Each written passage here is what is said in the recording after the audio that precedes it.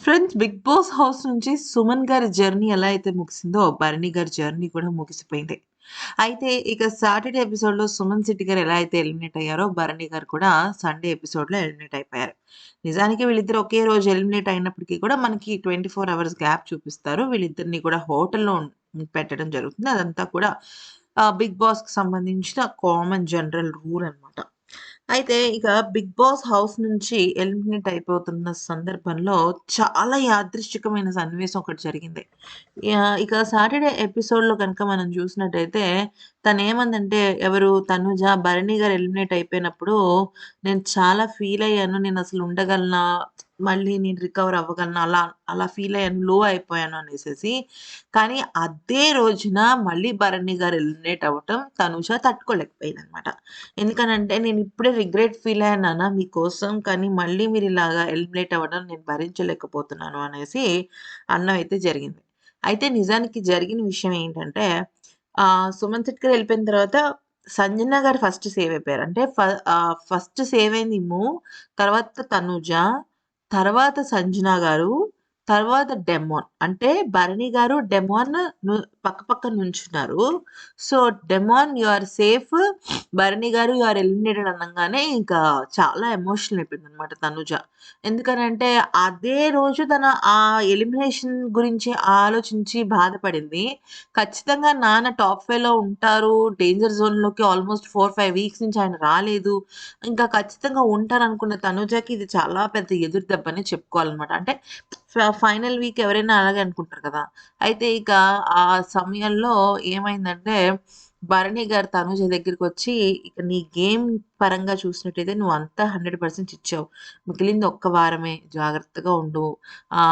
బయటికొచ్చిన తర్వాత మనందరం మాట్లాడుకుందాం" అని చెప్పేసి ఇమాన్యుయల్‌తోనూ, కళ్యాణ్‌తోనూ చెప్పారనమాట.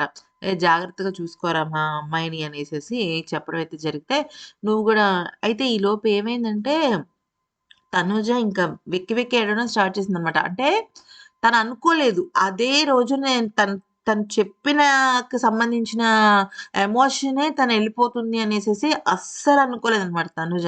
సో, ఇంక పట్టుకొని ఏడ్చేయడం అయితే స్టార్ట్ చేసిందనమాట. సో, నేనసలు మీరెళ్ళిపోతారని ఎక్స్‌పెక్ట్ చేయలేదు అని. ఎందుకంటే తనుజకి బేసిక్ పాయింట్ ఏంటంటే సంజన గారితో పడదు. సో, సంజనకిను, తనుజకి చాలా పెద్ద గొడవయింది. And at the same time రితుకిను, సంజనాకి మధ్య ఆహ్, ఆ సీన్ జరిగింది. ఇలా రకరకాల విషయాలు జరిగాయి. సో, ఖచ్చితంగా సంజన గారే ఎలిమినేట్ అవుతారని అనుకున్నారందరూ. ఎస్పెషల్లీ తనుజ అనుకుంది. ఎందుకంటే వాళ్ళిద్దరి మధ్య జరిగిన గొడవ లాంటిది నెక్స్ట్ తను రితుతో మాట్లాడిన మాటలు గాని, ఇవన్నీ రకరకాలుగా ఉన్నాయి కదా! ఆల్‌మోస్ట్ ఫ్యామిలీ వీక్ దగ్గర నుంచి ఆహ్, నెక్స్ట్ ఇంకోటేంటంటే దివ్యతో పాటు బయటకొచ్చింది కదా! డేంజర్ జోన్‌లోకి సంజన. అప్పటినుంచి సంజన గేమ్ మారిపోయింది. ఇంకెప్పుడు డేంజర్ జోన్‌కి రాకూడదనుకుందో, మరి ఏమనుకుందో తెలియలేదు. తను టాప్ 5లో లేదని బాధపడిందో. సో, మొత్తానికైతే మాత్రం తనూజతోనే గొడవ పెట్టుకుంది. సో, తనూజ కూడా ఏమనుకుందంటే, సంజన గారు ఎక్కువగా ఇమాన్యుయల్‌ని కూడా టార్గెట్ చేశారు కదా! తను ఎళ్ళిపోతుందేమో అనుకుంది. కానీ భరణిను, సుమన్ శెట్టి గారు ఎళ్ళిపోతారు. భరణి గారు ఎళ్ళిపోతారని అయితే మాత్రం తనూజ అసలు ఎక్స్‌పెక్ట్ చేయలేదు. అందుకనే తనెళ్ళిపోవడం అంటే మీరెళ్ళి మా భరణి సార్ ఎళ్ళిపోవడం నాకు అసలు నచ్చలేదు అని జెప్పేసి చెప్పిందనమాట. బట్ ఎనీవేస్ ఇంకా భరణి గారు ఉన్నా, లేకపోయినా హౌస్‌లో 'బిగ్ బాస్' హౌస్‌లో ఇంకో మిగిలింది ఒక్క వారమే. ఆ ఒక్క వారంలో కూడా ఖచ్చితంగా ఏదో ఒక జర్నీ ఉంటుంది. ఎందుకంటే వీళ్ళకి ఇప్పుడు సండే టాప్ 5 సెలబ్రేషన్స్ జరుగుతాయి. రేపు సండే. భరణి గారు ఎళ్ళిపోయిన తర్వాత టాప్ 5 సెలబ్రేషన్స్ జరుగుతాయన్నమాట.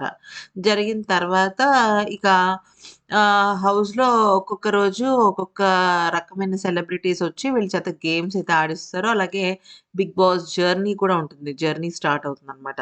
సో, ఇలాగా రకరకాలుగా వాళ్ళకి టైమ్ పాస్ అయిపోతుంది. ఇంకా థర్స్‌డే నుంచి కూడా వాళ్ళకి బట్టలు రావటము, మేకప్ ఆర్టిస్ట్‌లు రావటం ఇలా జరుగుతుంది. బాధపడాల్సిన అవసరం లేదింకా. 1 వీకే కాబట్టి. అంటే భరణి గారు టాప్ 6 అని చెప్పుకోవచ్చు. సో, టాప్ 6 అంటే ఓకే. ఆయన జర్నీ మధ్యలో ఎలిమినేట్ అయిపోయిన ఆయన మళ్ళీ ఓటింగ్ ద్వారా లోపలికొచ్చి, అన్ని రోజుల పాటు ఉండి, ఆ రకంగా మంచి ఫైట్ ఇచ్చి, టాప్ 6 వరకు ఉన్నారు ఆయన అంటే చాలా గొప్ప విషయం. నా దృష్టిలో ఏంటంటే, సూపర్ 6 లాగా ఫినాలే వీక్‌కి భరణి గారిని కూడా పంపించేసుంటే బావుండేదేమో అనిపించింది. But it's okay. Game is game. ఎలా అయినా సరే all the best Bharani garu. ఈ వీడియో గనుక నచ్చితే లైక్, షేర్ అండ్ సబ్స్క్రైబ్.